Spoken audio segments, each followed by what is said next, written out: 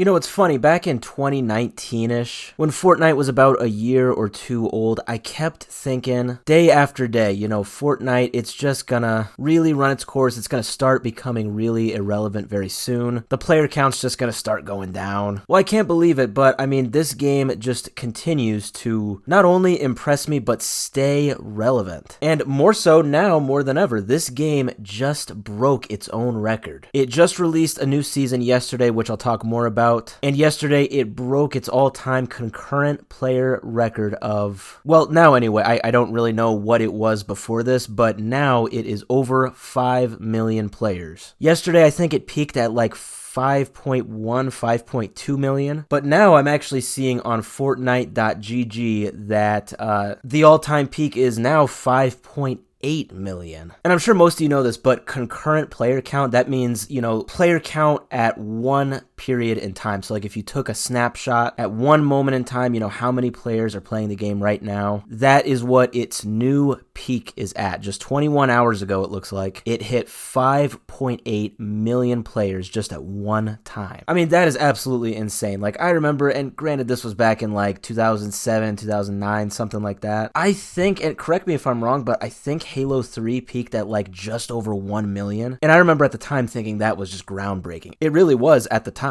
So from what I'm seeing, the previous record for Fortnite for most concurrent players was 2.8 million, but from what I'm reading, this excludes special events. So I'm assuming it was over 2.8 million when there were one or two or three really popular special events, I guess. But I can't seem to find what that number was. But this is very remarkable because this isn't even considered a special event. It's just the release of a new season, but it's very monumental when you look at what it actually represents. So the new season update reintroduced a lot of classic elements from the game's inception. The update brings back the original map from Chapter 1, which I believe was 2017, 2018, which is a lot of what people consider to be peak Fortnite in terms of content and, just how fun it was. This has, of course, allowed players to revisit familiar landscapes and relive cherished memories. And alongside the iconic map, classic weapons and beloved items from the game's early days have made a triumphant return. And yeah, Fortnite's decision to now incorporate these nostalgic elements has clearly struck a chord with the gaming community. Now, Fortnite is different now than what it was, so it used to be where it was just the traditional battle royale with building, and that was basically it, and you could do solos, duos, trios, and quads. Now there's a lot much more to it. If you go to just the main menu, there is the traditional battle royale, but there are also a lot of different modes and different versions you can play. The most common alternative version is zero build, where you can't build, as the name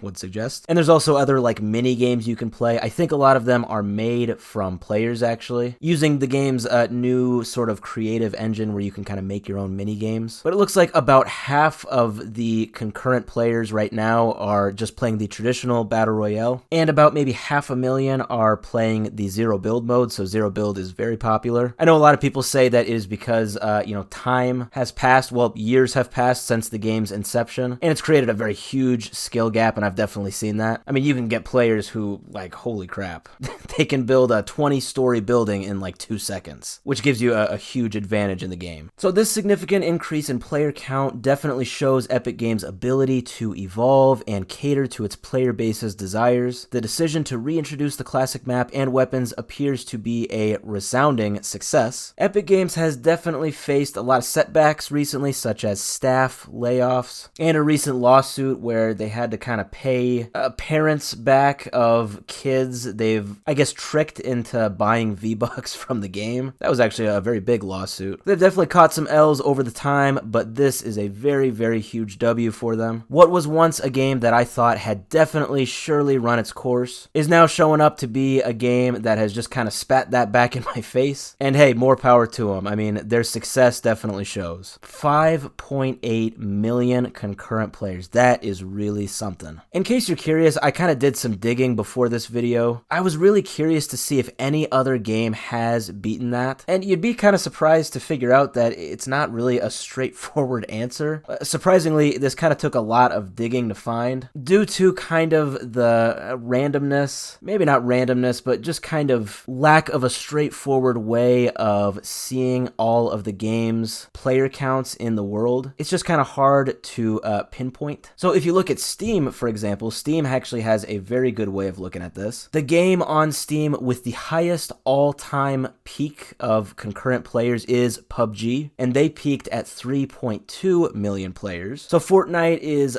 definitely above any of the games on Steam in terms of concurrent all-time player count. But there are 3 games that I have found that I believe anyway have gotten a higher concurrent player count than Fortnite's 5.8 million. The only game that I am 100% sure of here is League of Legends. Looks like they have peaked at, I can't really find a straightforward number, but I think it's for sure over 8 million players. Another game is Minecraft, which I'm pretty sure has peaked over the 5.8 million from Fortnite. I can't really put my finger on what the number is. I was seeing a pretty reliable website report like 13 million players, but for that it was including players within 24 hours. So total players within 1 day, which is not exactly a concurrent player count. But I'm pretty sure if they had 13 million players in 1 day, I'm sure the concurrent player count was probably over Fortnite's record. So you got League of Legends, you got Minecraft, and then there's also this game called Crossfire. From what I'm seeing, and I'm not entirely sure if this is accurate, but apparently the developer Smilegate reported that they peaked at over 6 million players. I had never heard of that game, by the way. I think it's very popular in South Korea and other Asian countries. But yeah, it looks like Fortnite,